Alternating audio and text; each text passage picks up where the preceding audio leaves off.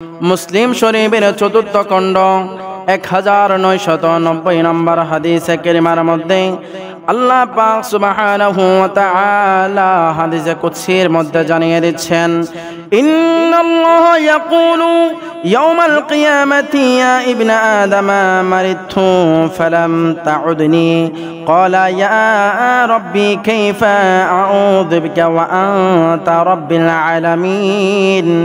আল্লাহ পাক সুবহানাহু ওয়া তাআলা তিনটা বিষয়ে মানুষদের থেকে পরীক্ষা নিচ্ছেন। এক নাম্বার হলো সুস্থ, দুই নাম্বার হলো খাদ্য, তিন নাম্বার হলো পানি। জোরে বলুন সুবহানাল্লাহ। আল্লাহ পাক সুবহানাহু ওয়া তাআলা হাদিসে কুদসির মধ্যে জানিয়ে দিচ্ছেন, ইন্নাল্লাহা নিশ্চয়ই আল্লাহ তাআলা ইয়াকুলু ইয়াউমাল কিয়ামাতি কিয়ামতের ময়দানে এই তিনটি জিনিস নিয়ে মানুষদের কাছে জিজ্ঞেস করবে, ইয়া ইবনা আদম মারিতু, ওহে ইবনে আদম সন্তান, মারিতু আমি অসুস্থ ছিলাম। কি ছিলাম বাবা? কে বলছেন? আল্লাহ বলছেন। খেয়াল করবেন, আল্লাহ বলছেন ইয়া মারিতু ইয়া ইবনে আদম মারিতু, ওহে ইবনে আদম সন্তান আমি আল্লাহ অসুস্থ ছিলাম। ফালাম তুইদিনি, তোমরা আমি আল্লাহর সেবা করো নাই। জোরে বলুন সুবহানাল্লাহ। আল্লাহ বলছেন, ওহে ইবনে আদম সন্তান আমি আল্লাহ অসুস্থ ছিলাম, কিন্তু তোমরা আমি আল্লাহর সেবা করো নাই। জোরে বলুন সুবহানাল্লাহ। একজন ইবনে আদম সন্তান কি জবাব দিচ্ছেন আল্লাহর কথাই? ক্বালা ইয়া রাব্বি কাইফা ইয়া রাব্বাল আলামিন কাইফা আউযু বিকা ওয়া আনতা রাব্বিল আলামিন। ওগো রব্বুল আলামিন, ওগো প্রতিপালক, আপনি কিভাবে অসুস্থ হতে পারেন? আপনি কিভাবে অসুস্থ হতে পারেন? আপনি তো রব্বুল আলামিন, আপনি তো কুল হুয়াল্লাহু আহাদ, আপনি তো আল্লাহুস সামাদ, আপনি তো লাম ইয়ালিদ, আপনি তো ওয়ালাম ইউলাদ, আপনি তো ওয়ালাম ইয়াকুল লাহু কুফুয়ান আহাদ। জোরে বলুন সুবহানাল্লাহ। ওই আদম সন্তান বলেন, আপনি তো এমন আল্লাহ, আপনি তো কাউকে জন্ম দেন নাই, আবার কারো থেকে জন্ম হন নাই। আপনি আল্লাহর গুম নাই, আপনি আল্লাহর হাত নাই, আপনি আল্লাহর মুখ নাই, আপনি আল্লাহর চোখ নাই, আপনি আল্লাহর বডি নাই। আল্লাহ আপনি কিভাবে মারিতু অসুস্থ হতে পারেন একটু জানান না?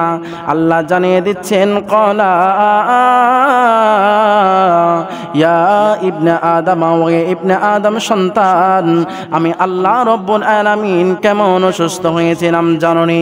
তোমার প্রতিবেশী যখন অসুস্থ ছিল, তুমি জানার পরে তোমার প্রতিবেশী অসুস্থ হওয়ার পরেও তুমি তাকে দেখতে যাও নাই।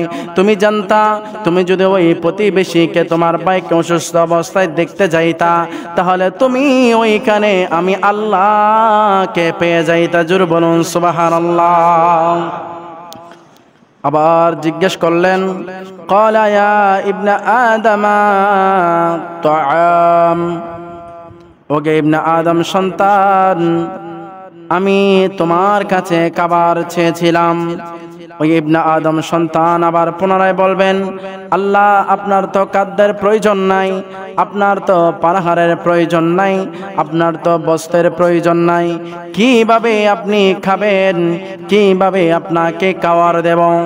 ওই যুবক যখন এই কথা বললেন, আল্লাহ রব্বুল আলামিন জানিয়ে দিচ্ছেন, তোমার প্রতিবেশী বান্দা যখন অনাহারে কাটাচ্ছেন, তোমার প্রতিবেশী ভাই যখন খাবার না খেয়ে রাত্রি যাপন করছে, তোমার আত্মীয় স্বজন, তোমার ভাই বন্ধু বান্ধব যখন টাকার অভাবে খেতে পারছে না, তোমার বন্ধু বান্ধব যখন অভাবগ্রস্তের মধ্যে পড়ে গিয়েছে, তোমার কাছে কিছু চেয়েছে, তোমার কাছে টাকার পরও তুমি তাকে দাও নাই।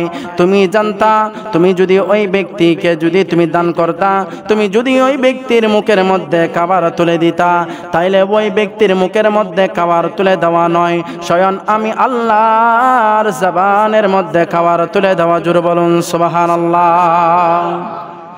আবার ডাক দিলেন, ক্বালা ইয়া ইবনে আদম মা,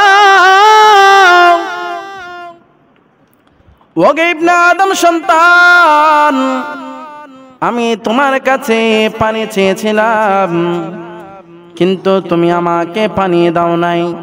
ওই ইবনে আদম সন্তান বলেন, ক্বালা রাব্বি কাইফা ইয়া রাব্বাল আলামিন। আপনি তো রব্বুল আলামিন, আপনি কিভাবে পানি চাইতে পারেন, কিভাবে আপনি পানি খাবেন?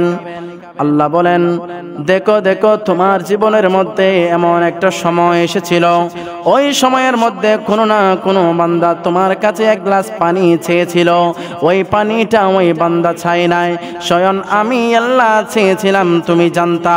ওই ব্যক্তিকে যদি পানি খাওয়াইতা, ওই ব্যক্তিকে পানি খাওয়ানো হতো না, স্বয়ং আমি আল্লাহকে পানি খাওয়ানো হতো। জোরে বলুন সুবহানাল্লাহ।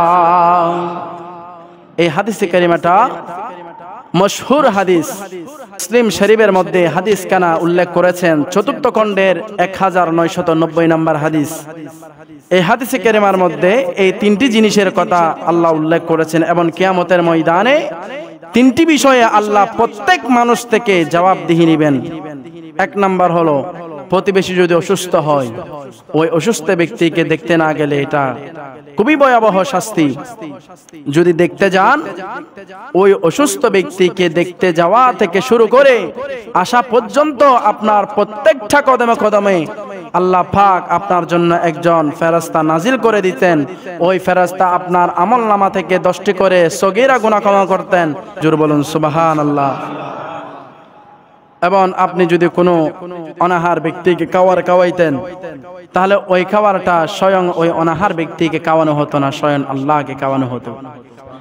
কারণ আমরা যখন অনাহার থাকি, আমরা যখন উপবাস থাকি, আমাদের জীবনের, বিশেষ করে যারা লেখাপড়া করছেন কষ্ট করে, তাদের জীবনটা অনেক কষ্টের, তারাই বুঝবে কয়েকটা উপবাস ছিল, কয়েকটা কষ্টের মধ্যে ছিল। আর যারা একটু গরিব, নরমাল ফ্যামিলি, সচ্ছল অবস্থায় যারা নাই, তারাও বুঝে কষ্ট কি জিনিস।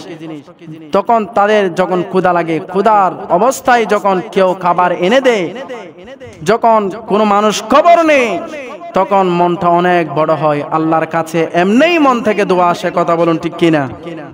আর একটা হচ্ছে পানি। এই পানি খাওয়ালে অনেক সওয়াব, অনেক সওয়াব, অনেক নেকি। এদিকে আমি যাচ্ছি না, সময় একেবারে শেষ হয়েছে। আল্লাহ পাক আমাদেরকে এই তিনটা জিনিস সব সময় স্মরণ রাখার এবং পালন করার সেই তৌফিক নসিব করুক। সকল বলুন আমিন।